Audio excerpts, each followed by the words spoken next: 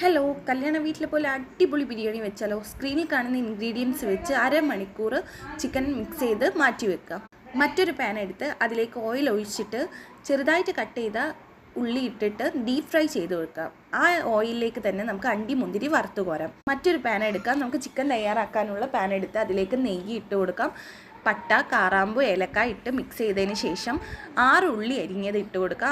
ആവശ്യത്തിനുള്ള ഉപ്പും ഇട്ട് കൊടുക്കാം. പിന്നെ മാഗ്നേറ്റ് ചെയ്ത ചിക്കൻ ഇട്ട് കൊടുത്തിട്ട് വേവിച്ചെടുക്കാം.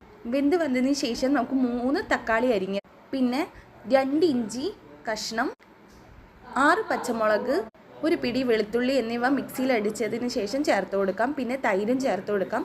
ഗരം മസാലപ്പൊടിയും ഇട്ട് കൊടുത്ത് നേരത്തെ ഡീപ്പ് ഫ്രൈ ചെയ്ത് വെച്ച ഉള്ളി ഒന്ന് പൊടിച്ചിട്ട് ചേർത്ത് കൊടുക്കാം. ഇതിലേക്ക് അടച്ച് വെച്ച് എന്നിട്ട് വേവിക്കാം. നമുക്ക് റൈസ് തയ്യാറാക്കാനായി കുക്കറിലേക്ക് നെയ്യ് ഇട്ട് കൊടുക്കാം. പട്ട, കാറാമ്പൂ ഇട്ടതിന് ശേഷം 1 കിലോ അരി ഇട്ട് കൊടുക്കാം. അതിലേക്ക് ചൂട് വെള്ളം ഡയറക്റ്റ് ചേർത്ത് കൊടുക്കാം. പിന്നെ ആവശ്യത്തിന് ഉപ്പ്, ആവശ്യത്തിനുള്ള കുറച്ച് കൂട്ടിയിട്ട് ഉപ്പ് ഇട്ട് കൊടുക്കണം. എന്നാലേ നമുക്ക് മിക്സ് ചെയ്താൽ ഉപ്പുണ്ടാവും.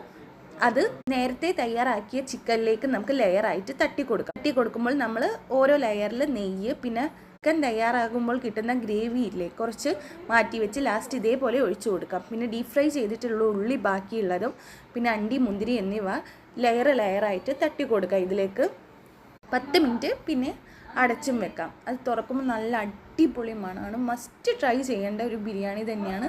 നല്ല ടേസ്റ്റ് ഉണ്ടായിരുന്നു. എല്ലാവരും പറ്റുകയാണെങ്കിൽ ഒന്ന് ട്രൈ ചെയ്ത് നോക്കുക.